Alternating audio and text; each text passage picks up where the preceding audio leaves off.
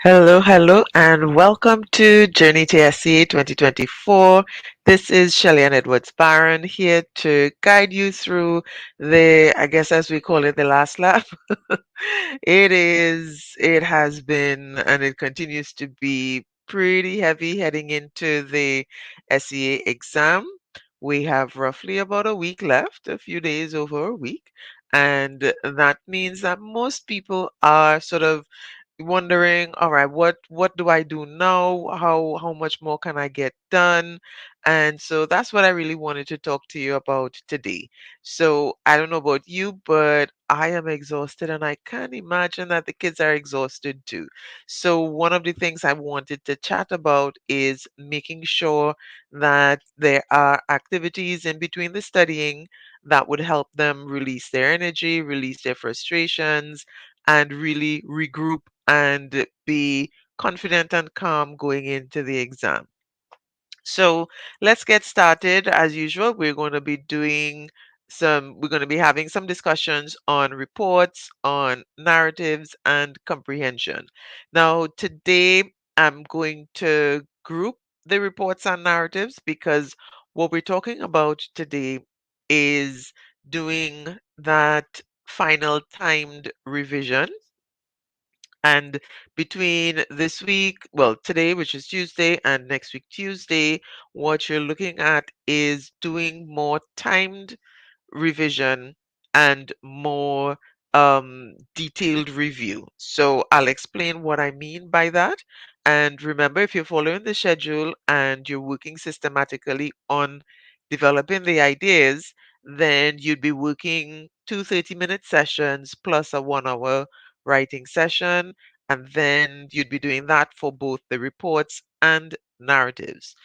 So for this week, what I'm suggesting is a slight variation in that kind of timing, and you want to get at least 6 hours cleared because you want to do three timed writing pieces for reports and three timed writing pieces for the narratives, because what you're looking at is a very detailed review and you're looking at building confidence.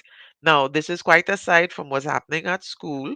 Some schools are doing mock tests, which would give students a better idea of the procedures and the protocol that would be happening during the exam session. And some schools are continuing with the practice tests. Many schools are going back to major concepts that students are still struggling with, because now is the time to do what we call tidying up and real detailed and structured exam preparation. So you want to have 6 1 hour sessions scheduled, and you want to work with three of them dedicated to reports and three of them dedicated to narratives. And so for each session, you would have a list of prompts, have your child or student work with those prompts, make a choice, and go through writing the essay. Then you would sit and read it through, make comments, give feedback, and then you do it again at another day. So pretty much you're spending like every day between now and um the exam. Well, I would say next week Tuesday, because we want to have a day free before the exam. So in the next 7 days, 6 of those 7 days you should allocate to writing. And this time, rather than just working on 30 minutes review and checking in with things, you are doing full essays each time. So you want to get about an hour organized for each of the sessions.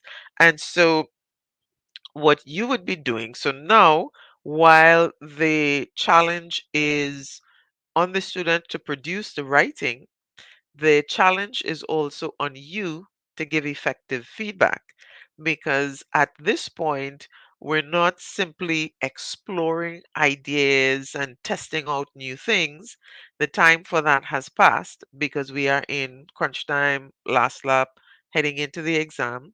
So we're not exploring new concepts at this point.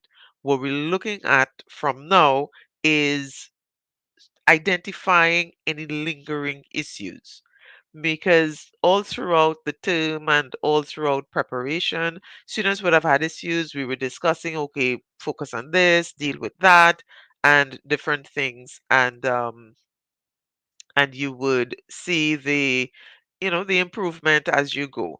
But now I know lots of you might be kind of anxious with the going into the exam, and you're still seeing challenges, and it could be also a little bit frustrating because, and I'm sure either you've said it or you've heard it, I've told the child this so many times, why aren't they doing it? Now is the time to really zone in on that and have that kind of conversation. So that's the kind of conversation that you want to have. You know, what is the issue? What happens during the exam? So we started that last week. We're continuing it this week because at this point, we really want to get that challenge and whatever the issues are sorted out. So I think that working on when you get the reports and you get the narratives, make a list of all the challenges that you observe and see if the child isn't scoring where you want them to score. Make a list of the gaps. So you want to write, okay, too many spelling errors, maybe, and see if you can identify what kind of spelling error, because some students are okay with one type of thing and have challenges in others. And so you really want to pinpoint what the issue is. And so you're making a list, and then you're going to review that list and choose the two issues, two challenges that you think would make the biggest impact. So let's say a student is having spelling issues, punctuation issues. Let's deal with reports, right? So let's say in the report the student is having spelling issues, punctuation issues, maybe not putting enough details into the content of particular paragraphs, maybe also not ending effectively, and maybe not using sufficient transitions. So you know what? Let me write those down so that we can do a little exercise so that you can understand what I mean by shortlist and reviewing. So let's see, let me get my keyboard. For the reports, what did I say just now? So we're dealing with spelling, we're dealing with transitions, we're dealing with insufficient details, and maybe punctuation errors, right? So we have those four things. So let's stick with the four: spelling, transitions, insufficient details, and punctuation. So now reviewing that, you'd have to determine, okay, which of these is posing the most significant challenge for the child. So if we're still seeing spelling errors, are the spelling errors so significant that they are seriously detracting from the report and causing like inconsistencies, or causing let's say, misunderstandings with the report itself and the information. Think about the transitions. Are they using any transitions at all? Are they missing transitions, misusing them? What exactly is the issue? Then insufficient details. Do we have any details at all, or are they kind of more generalizations? What's actually happening? And then with the punctuation, what kind of punctuation? Quite often it would be like full stops and commas. Those are the two main areas with the punctuation. So you have that. Let's say you listed those four things. And if any of you who are following, if there are other issues that you're still facing, type them in the chat and we'll see how best we can prioritize. Because at this point, if we have four issues, four main issues that we're dealing with, We can't necessarily tackle all four issues in a week. This will be quite overwhelming, and you may not get the kind of response that you want if you tackle all of them. So we have to prioritize and we have to determine which ones would make the biggest impact in the quality of the report. Now, based on this list that we have, and the list is spelling, transitions, insufficient details, and punctuation.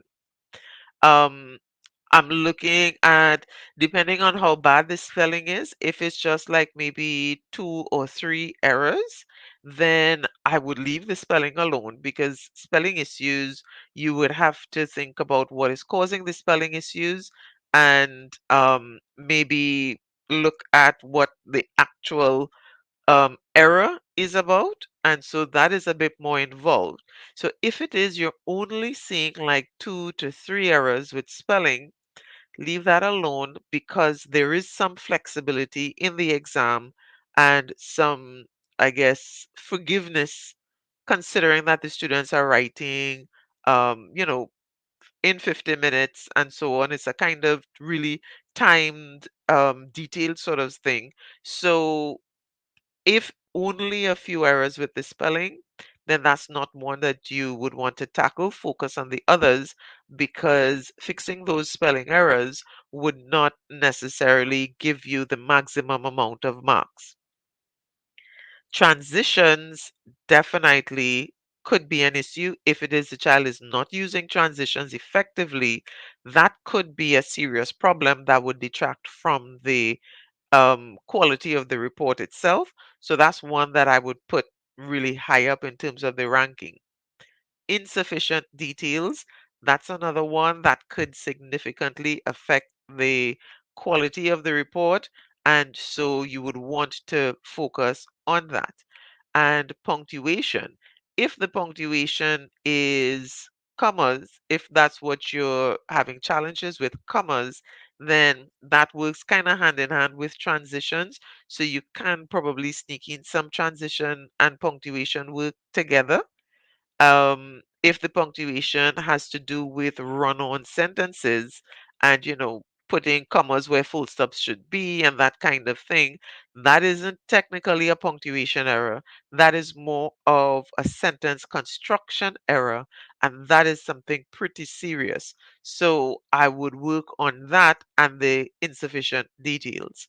Because again, like I said, we're choosing two out of whatever length of list we have, we're choosing the two that would give us the most impact on the mark so that it could be developed and increased.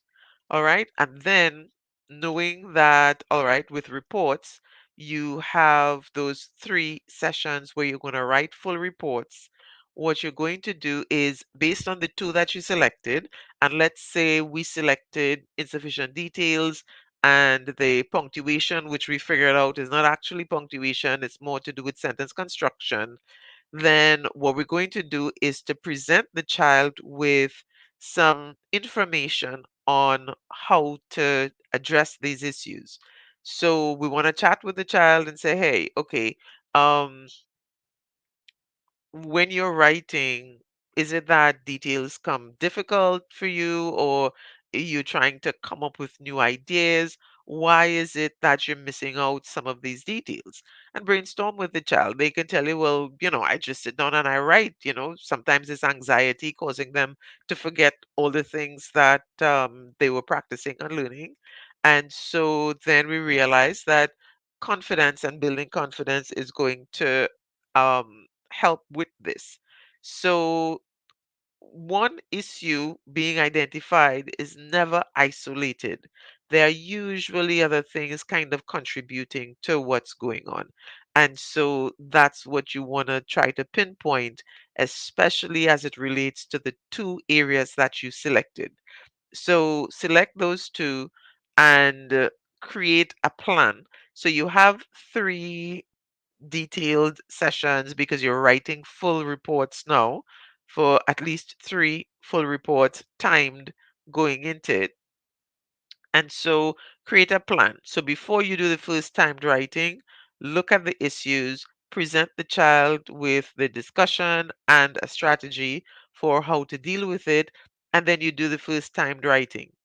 After the first timed writing, you grade, you review, and you see where the areas are, and then you make notes and say, okay, try this next time, do another timed review, grade, and then see what the issues are still lingering. And then you tell them, try this plus this next time, and then you do the final timed review and see how the progression goes. Now, I know many of you would be thinking, but I don't know how to grade a report. I don't know what exactly is required and so on. If you have been following me, you should have a better idea than most. If you can't remember or you're feeling a little bit overwhelmed, here's what you can do. You need to do three things. One, get a copy of the requirements, and this would be the holistic grading rubric. You want to get a copy of that. There's a copy available in SEA, the Peacefield Approach. I believe it's also available in some of the other groups. I know that one for sure because I'm there and I put it there.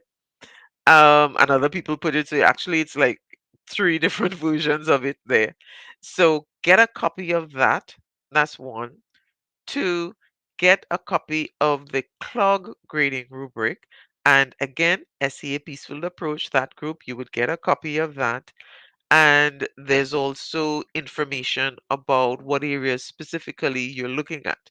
And so you don't need to be a writing expert to use the grading rubric because you would know exactly what to look for. So get a copy of those grading rubrics, and when you are reading through, you would be able to recognize, okay, so when we're dealing with punctuation, how many punctuation errors are there? And those types of things. So you really do want to get a copy and review that and use that to help you with your own personal grading. You don't have to understand everything, but you do need to understand enough of what that rubric is telling you. So get a copy of the grading rubric for the holistic rubric, which is what the examiners are using. Get a copy of the CLOG, which is Content Language Organization Grammar. A copy of that is also in the group. And you want to get a copy of the 5 paragraph report structure if you don't already have one, because the aim is for students to work with 5 paragraphs. That's my recommendation. And remember last week and week before, I spoke about whether or not the student can write more. You don't want them to necessarily write too much more. You might peak at 6 paragraphs, but 7 and 8 paragraphs, even if they can, that's not the agenda in a report. Remember, the whole point of a report is to present information in a concise way. So you don't want them paying attention to trying to find details to fill all of these other paragraphs. What you want them to be able to do is to refine and restructure and give the information in the detailed, formatted way that would increase the formal tone. So we're not aiming for, the longer the better. What we're aiming for is precise content to make that as effective as possible. So get a copy of the 5 paragraph structure for the report, and that is going to help with making sure you understand what you are looking for, what kinds of details should be in each paragraph, what sort of transitions should be in each paragraph. Um, so you could create a sort of guideline and you know what you're looking at, and you could read a report and know, okay, does this work or does it not work based on those 3 documents? And that's what you're working on this week to give the kind of feedback that the child would need in order to really improve and deal with the 2 challenges that you've selected. So that's what you want to do for the reports. And for the narratives, you're doing something similar. And so far, I think, let's say at this point for the narratives, let's make a quick list for narratives. I think, hi, someone said good morning. Good morning. Yeah, see, I'm getting a little trouble with my screen this morning, so I don't know what's happening. Um, the For the narratives, a lot of students have issues with the character description and having character descriptions throughout, setting description. Then we might have some issues with climax and maybe issues with the, um, let's see, what else is another one that I see? The ending. So that would be the lesson. That lesson isn't always clear for many students. So let's say we have these four challenges that we're still seeing areas where the child can improve a bit. So character description, setting description, climax, and the ending. Now, all four of those are pretty significant. So it's going to be a little tough choosing two out of those. But guess what? You have to, because if you try to tackle all of them, chances are you're not going to get enough practice in either or any. So you would really want to choose. So in this case, my recommendation is character description and the climax. Because working out the climax can actually help you form a better ending. So that climax is going to have the greatest impact on the story. And then with between character description and setting description, working on character description can actually help you get a little bit of setting description in as well, because you would want to work with something called description in action. And so if the child practices using interaction with the environment as a way to describe the character, then they're getting in some setting description there as well. So what you're focusing on then is that one strategy that gives you the ability to infuse both character and setting description. And then you're focusing on the climax, like I said, which is also going to influence the ending because, of course, everything is connected, right? So choosing those two, what you would do, just as with the reports, get an idea of where the child is at, what are the exact challenges, and give specific guidelines about what to do. So you're not going to tell them, well, hey, add more character description. No, you're giving specific guidelines. So based on their stories and how they write their stories, and you would be familiar with that by now because you'd be checking and revising previously written stories. Here's what you're doing. You're telling them, okay, add character description in three parts of the story. In your introduction, when you introduce the character, have the character show a reaction to something, and in that reaction, have them interact with the setting so you could introduce the character description. Then, when you get to the um, biggest problem or the intervention somewhere around there, you want to have the character interact with the setting and you're adding in a character description there. And somewhere throughout the climax, have the character interact with the setting or interact with the other characters if they're facing off a monster or something, and then you use that opportunity for character descriptions. So you want to be specific and tell the student where in their writing they can and should add character description. Now, this is not normally what would be done when you're practicing, and like when I'm working with standard 4 students, we're exploring, we're trying out different things. So you're allowing the student to sort of come into their own. But at this point, remember, we're heading into an exam. So we're implementing exam strategies to get the best result possible. And at this point, the student knows what to do. They might still be struggling with where to do it and how.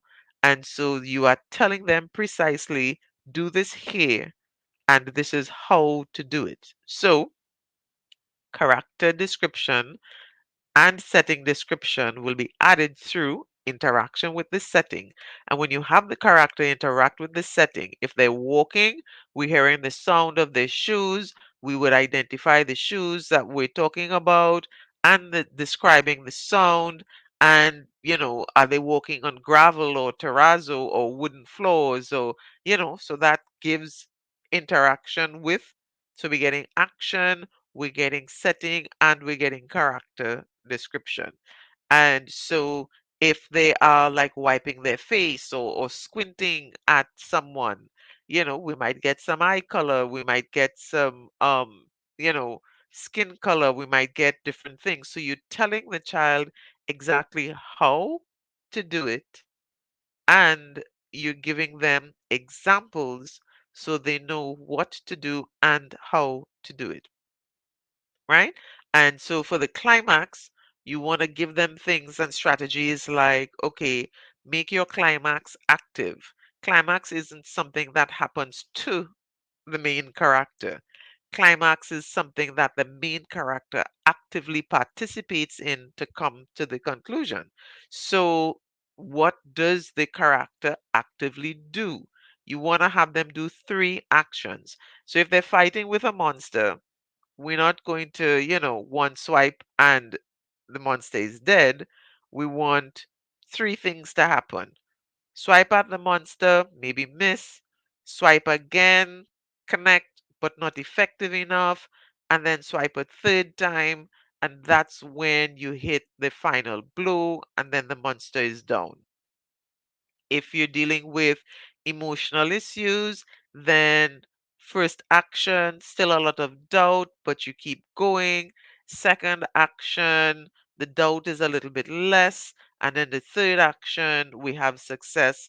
So you're confident now because you've achieved the success.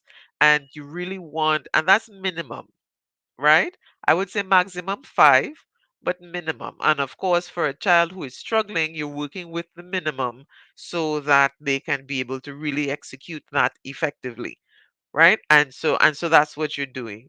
And so you're kind of filling in those details.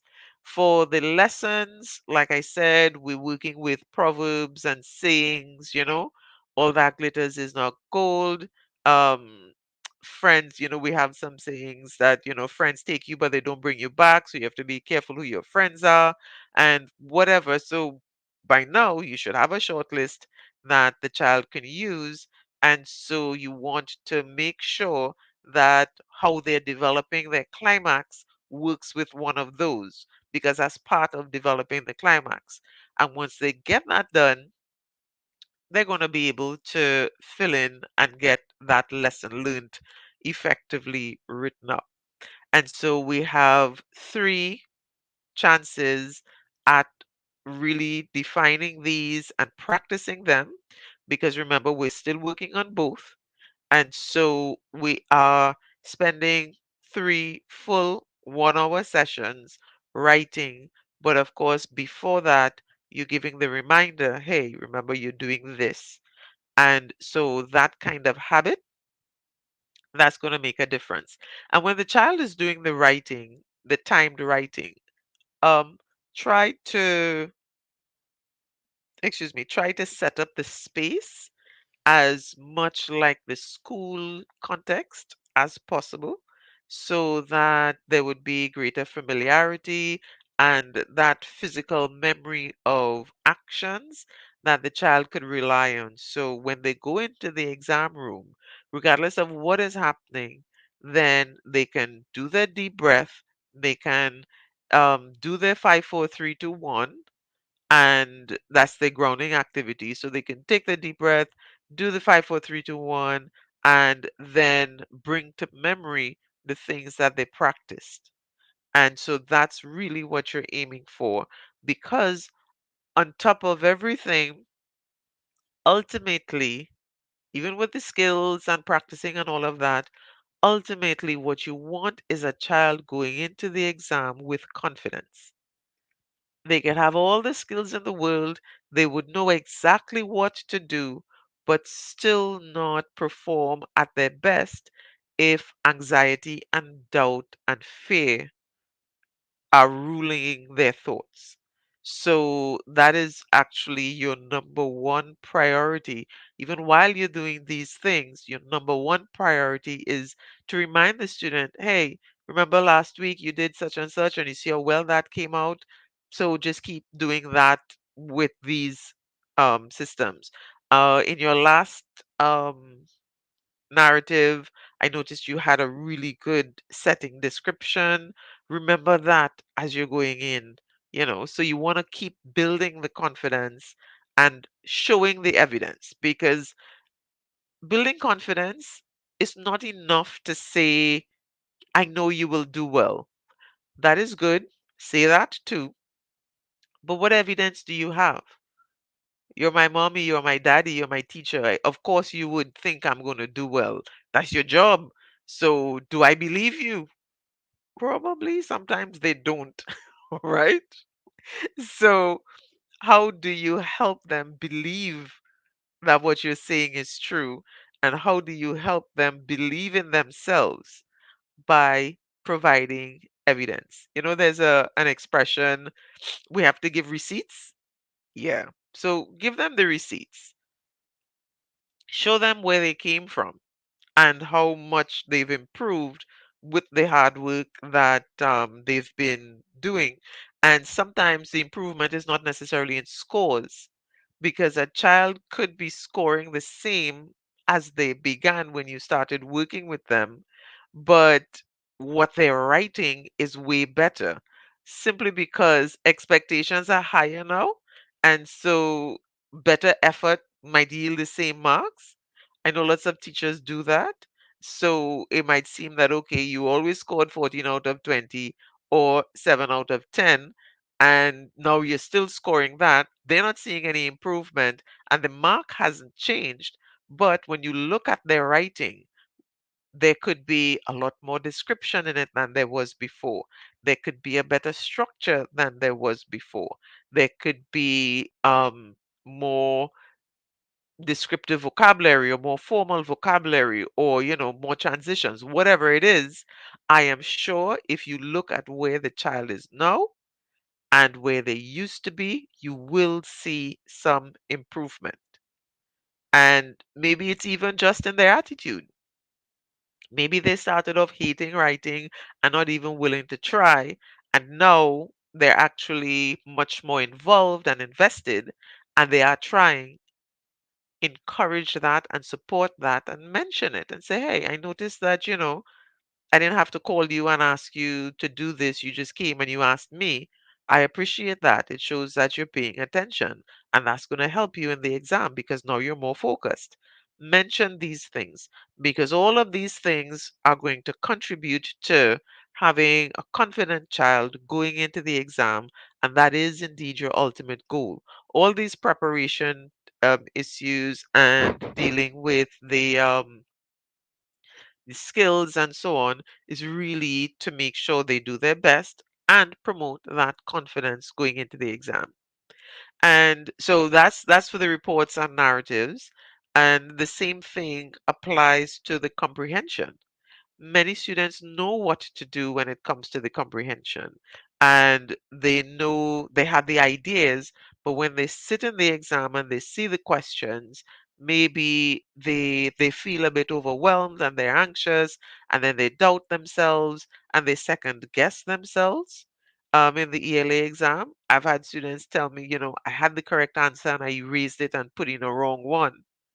And so, how do you know when to erase and change? How do you know when to leave what you have because your first impression was the correct one? These are the kinds of things that you want to have the discussion about now so that they would be able to recognize and be more confident in themselves.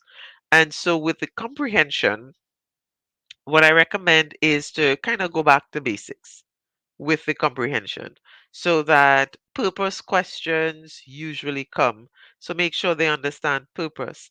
And the issue with purpose questions, they're usually 2 marks.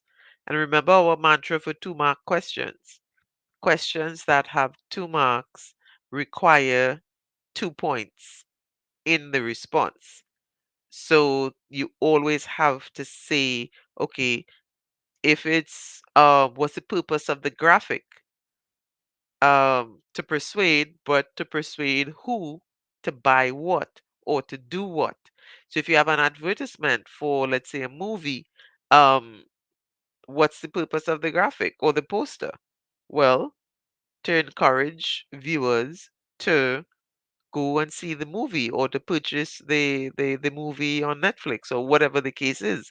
So you have to say what is it, who is it for, and what are they expected to do. Now that in the business world is called the call to action because at the end of any advice and so on, especially advertisements, um, viewers are usually told or asked to do something in particular. And so with graphics, definitely there are going to be some expectations. So if it's to inform who about what. So let's say if it's a flow chart, that is to instruct who to do what. What is the instruction for? So go back to basics, review those purpose questions, remind of the strategy that a question that has 2 marks requires 2 responses. Sometimes you'd have specific lines for it. Sometimes you'll just have lines and you have to create your own answer. But if it's 2 marks, we need 2 points. And that is where opinion and evidence for the opinion comes in as well. Also, with the comprehension, you want to remind the student of the different approaches for the different types of texts, what kinds of questions come for each kind. For example, poetry and fiction would ask questions about characters. And sometimes students need clarification on how to answer those. So hopefully you would have been doing that already. But if it's not something that you've focused on, definitely, because you can be asked, students can be asked, okay, for example, I'll give you two, both are character questions, but they're different. So one can ask, how do you feel, which would be the reader, the student, how do you feel about this particular character? And you would base that on their actions and your opinions of their actions, right? That's one. Two, you can be asked how one character feels about another character. And so you'd have to look at their actions and behaviors toward that character. I'll give you a third one. You can actually be asked how a character feels about a situation or feels in a situation. That's a third option, and that requires a different answer and a different way to find the answer, right? You can be asked which one of the characters you prefer. That is pretty much how you feel about the character, but then you have to compare and choose one and then give a reason for your answer. So there are quite a few character type questions and questions that relate to characters in fiction comprehension and the poetry comprehension. So definitely work with getting the student to recognize those different types of questions and how to answer them effectively. So definitely you're going back to basics with the comprehension, checking in that they're reading the questions first, checking in that they're analyzing the questions effectively to decipher keywords, and checking in that they understand how the keywords are really just a guide to find where the answer is and how to produce their responses effectively. So so that's pretty much what you're working on with the comprehension. And that's what I think would be the best opportunity to give students that, winding up final push. And so you're doing the timed comprehension. Um, you can do the full practice test, practice booklets. I know a lot of these practice booklets have, they don't provide the answers because the answers are for teachers and so on. But honestly, here's the thing. There are many groups where you can ask for specific questions. Some of the answers you would know, some you might not know. So you ask for help where you need them. And there is also Chat GPT. I know I haven't spoken a lot about AI and infusing AI in all of this, but this is one of the ways that you can use AI to get some help. Ask AI, how do you answer the question? So feed the Chat GPT the comprehension passage and ask the questions. Let Chat GPT know that this is for, um, I would use the age of the student and approximate grade. So you want to say grade 5, 6 student, that's the equivalent of our standard 5, grade 5 and 6, and you want to tell the student, the chat GPT, the child's age.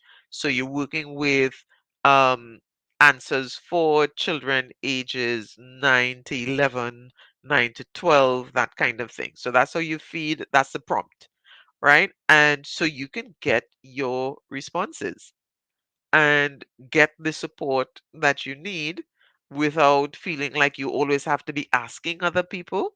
There are tools that you can help yourself with, and ChatGPT is one that works pretty well. So you get a guideline. If the response from ChatGPT is something that you don't understand, or you can ask it to explain too, and if there's still some confusion even after that, then you can check in with the groups and reach out. And I know for a fact, SEA Peacefield Approach, that particular group, both parents and teachers in that group are quite supportive. And so if you post a question, you get responses. If it is that you've posted a question and 2 days have passed and you haven't gotten a response, tag one of the admins. You can tag me, you can tag Miss Giselle, or any one of the moderators. And most people are very receptive to giving responses so that you can get the help that you need. So there are ways to get the help that you need, um, with asking for help within groups as well as using ChatGPT as that AI support. So sometimes, like, I'll give you an example. In SEA Peacefield, someone posted one of the grammatical, I think it was, yeah, a grammar section. So that's a task 3. And I went through it and I could not see an error for one of the lines. I went through it, I didn't see it. And I checked with Chat GPT. I typed the whole passage in because that's just like 3, 4 sentences. And then I asked, okay, what's the error in this line? And I did that a few times. So once I got what the error was, and then I asked, okay, why is that an error? How do I explain that as an error to a child? And I got the response to help with providing feedback.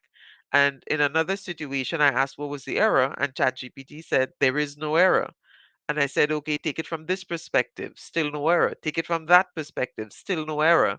So there was no error in that line. And sometimes that happens with practice tests. There is no error in the line.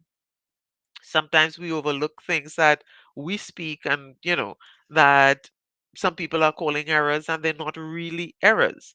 So like there was one situation where the practice test is suggesting changing and to but without any particular reason. It's just a preference because either way the sentence was grammatically correct. There was nothing indicating but would have been a better answer. And so those kinds of things you'd have to check for.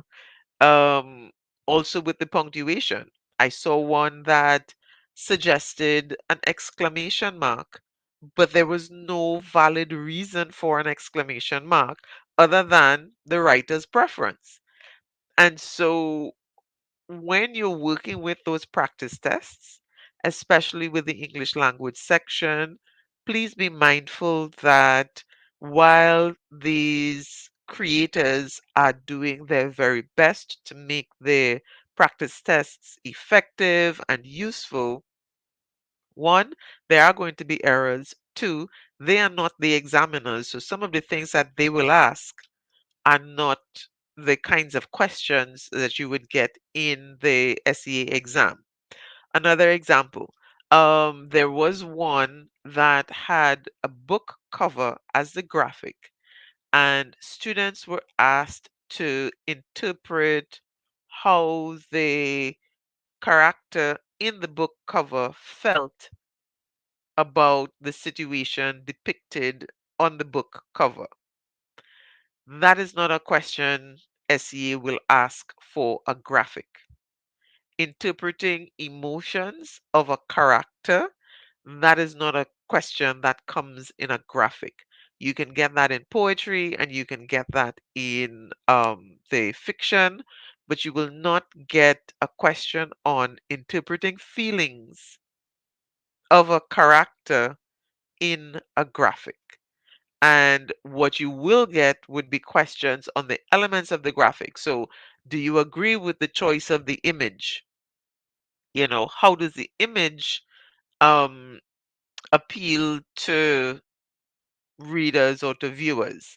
Would you add a different image? Would you change the image? You can get questions like that, but you will not get a question on a character's feelings or interpreting a character's feelings in a graphic. And I am basing that on my review of the last 5 years of SEA exams.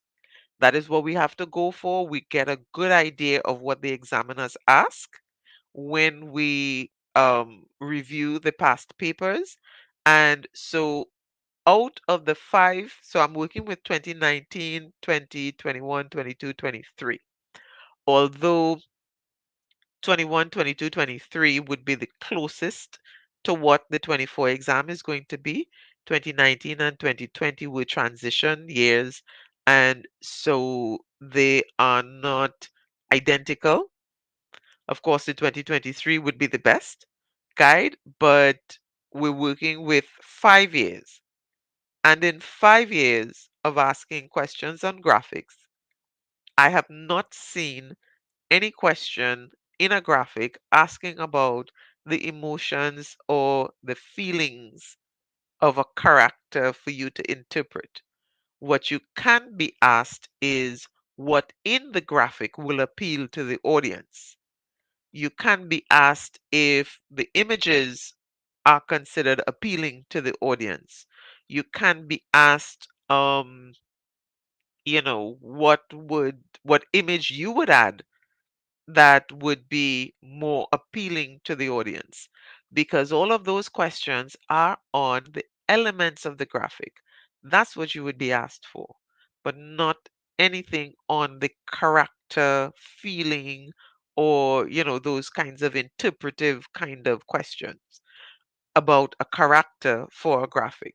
So I'm saying all of that to let you know that if it is you're looking at your child's responses and you're seeing, you're kind of like stuck in the 70 something percent and you're wondering, but we're studying and I'm seeing improvement in other things, but in the practice tests and the mock tests, they're not performing. Sometimes it has to do with the questions. And this is why you have to analyze these things and not just look at the mark. When you get a mark, let's say your child gets like 78% or 82%, but you've been practicing and by now you're thinking, okay, you should be like 89, 90. What is it am I missing? Look at the types of questions that the child is struggling with and see how the questions are being asked. Compare them to the way the questions are asked in the actual exam. And if you don't have a copy of the actual ELA past papers, get a copy Now, let me repeat that. If you don't have a copy, blank copy of the SEA past papers, get a copy now because you need to see how the questions are phrased, and then you would see for yourself why your child is getting an issue with some of those past papers. Because sometimes the questions are asked ineffectively or incorrectly, and sometimes a question might have three possible answers, but the answer sheet has one. And so for the child's other two answers, they get it wrong when they're not really wrong because they are optional answers. So think about that when when you see the scores. Don't hyperventilate just yet. Analyze the scores and analyze the questions and what questions they got wrong. And so you would see. So if you look at one of those two-part questions and they gave only one answer, you know, okay, I need to focus on making sure all two-part questions have two answers in them or two responses, 2 points. And so that's how you would really develop with the comprehension. But please be cautious with how you interpret the just the blanket overall score for the ELA because from grammar to punctuation to spelling. There was a question in SEA Peaceville, I saw it yesterday, where someone asked, how the errors are created in the spelling. And if you go back again, get a copy of the past papers and check these things. If you go back to the past papers, you would see that usually there was one letter amiss in the spelling. So the word in question was the word scenery, and the error was shown, well, the spelling, incorrectly spelt word, was Seenary. Now, that is considered two errors because scenery, which is spelled Senery, has, if we have SEEN, then we're missing the C. We have an E and C replacement there. And then Uri, instead of ERY, that is a different suffix. So we have now two errors. If you go back to the past papers, you would see that there is usually only one letter amiss. And furthermore, the 2019 paper actually had that word scenery and spelt it Seenery. And so they would, as I'm saying that, I'm wondering, did I just spell scenery incorrect or not? But you get the point I'm trying to make, right? Now I want to go and Google scenery to make sure I spelled it correctly. But you can check the 2019 and you would see the word is there, but it doesn't have the A. The only error was the C, right? So pay attention to those kinds of things because that is when you know how to really support your child with the exams. So if you don't already have a copy of the blank exams, Ministry of Education website has 20 21, 22, and 23. If you want a copy of the 2019 and 2020, let me know. My website, I have from 2019 to 2023 on my website, so you can get the 2019 and the 2020 there as well. If you want to get a copy of the answers, just to make sure if you don't already have a copy, let me know. I do have available the 2019 to 2023 ELA responses, all the tasks from task one all the way to the graphic. I have suggested responses, and the way I did my response was I gave explanations. So I would give the answer, well, the incorrect spelling. Let's see for the spelling. So the incorrect word, what the correct word is, and then I did another column that explained what the error was, what kind of background a student would need to have in order to identify that error, and what area you should focus on if that's something that the child got incorrect when you tested with them, right? And so that is something that you would need to pay attention to. If you don't already have a copy, you can send me a WhatsApp message. Let me put my number on the screen, right? So send me a WhatsApp message or send me a message on Messenger, and I'll tell you how to get a copy of the past paper answers. It's $150 for that, 150. You're getting all five, and you're getting with the answers plus an explanation that you could work through. Make sure you understand it, and we would be able to explain the reasoning to your child if you're not too sure how to do that. The explanations are there.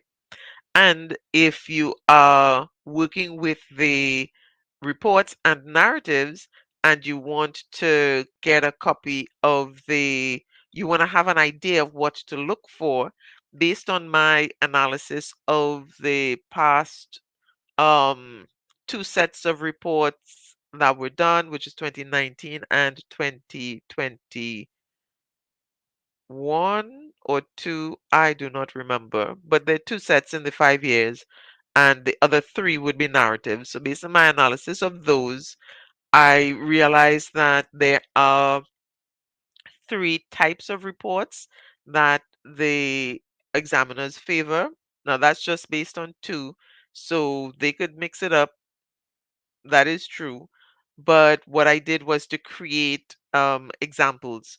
So I have a booklet, just $50, that includes sample reports and and sample narratives, three sample reports, three sample narratives based on the types of stories and types of reports that I've analyzed in those past papers, and it includes the breakdown of what goes into each paragraph of the report. So you can, if you don't have a copy of that and you want something quick, so you can say, hey, this is what you're supposed to do, this is what it looks like. um you can get a copy of those. Send me a WhatsApp message and get a copy. Normally, bank transfer is preferred. It takes like 1 to 2 days, so you can get it before the week is out. Definitely, so you can really focus on zeroing on those issues so you can see what it looks like. If your child is having challenges with descriptions, then feel free to swipe. Take a look at the exemplars, get some expressions. There's nothing to say that the child will be penalized for using expressions that they got from somewhere else. If they write over an entirely regurgitated story, that's going to be a problem. But even then, examiners mark what's in front of them. If they've seen it several times before, then they'd realize it's not from the child and they can mark accordingly. But in the creative writing exam, writing what you've memorized is not considered cheating because it's coming from your mind to write. Cheating would be you have a paper and you're copying next it. But you've been working with your child, trust your child to have the ideas by providing them with support to create the ideas. Don't have them memorize things. A word or phrase here and there, yes, so that they know how to incorporate it into something else, something new, that is acceptable.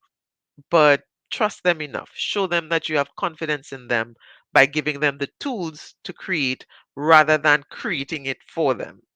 Right? So that's the last I'm going to say about that. So I think that is pretty much going into the exam what I want to remind you of. So you have your plan of action with the reports, you have your plan of action with the narratives, you have your plan of action plus a word of caution with the comprehension, and I think that is going to help you maximize the next few days going into the exam. And of course, like I said, we're working 6 days for the week because you absolutely need that one day to relax, to breathe, and even within, teach your child to take a break and not just push, push, push, push. Strategically taking a break helps your brain regroup and come back stronger. It's not about forgetting everything. It is about remembering that we have a physical body that needs nutrition, it needs sustenance, it needs sleep, it needs calm moments, and we're holistic beings, and therefore we need more than just pushing to really be successful. So keep those things in mind. And yes, I will be here next week, Tuesday, couple days before the exam. So I will see you next week with more words of encouragement and discussion on, what can we do going into the exam to really give our children and our students the best option possible. All right. So thank you so much for joining me today. And I do look forward to our final conversation for SEA 2024 next week. And then I would also be advising about what how long my break is going to be and when I'll be beginning journey to SEA 2025. So we'll talk about that next week for those of you who have Standard 4 students and you're wondering, okay, am I going to be continuing?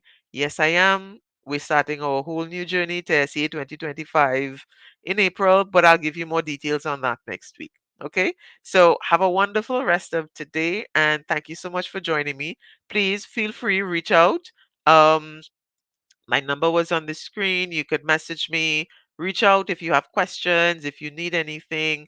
I'll share what I can. Some stuff I don't have a whole lot on math, but let me know and I'll see how best I can help you. Okay.